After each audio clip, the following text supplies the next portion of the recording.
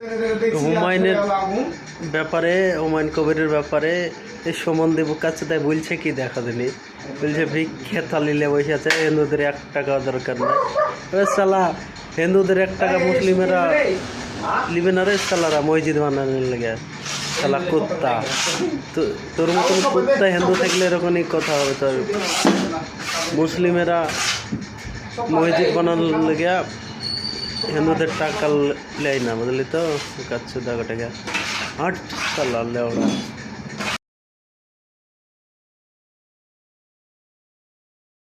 তো পরে করবি তো বেশি না, হিন্দুর সাথে বাঙালি আছিস না ভাই। আমি আবারও বলছি, আবারও বললাম, কেন তোরা 2 লক্ষ যদি মুসলিম হয়ে যদি ওইটুকু যদি বাবরি মসজিদ করতে পারিস, তাহলে আমরা 5 লক্ষ লোক শ্রীভগবদ্গীতায় গেছিলাম। ঠিক আছে, আমি না, আমার ভাইয়ের ভাই গেছিল, যাকে বলা হয় আমাদের হিন্দু ধার গেছিল, হিন্দুরা। তো কতটা হিন্দু গেছিল? 5 লক্ষ হিন্দু আর 2 লক্ষ মুসলমান, অনেক পার্থক্য আছে। তোরা মাত্র 30%, আমরা মাত্র 70%, তাহলে আমাদের কোনো সময় পারবি না।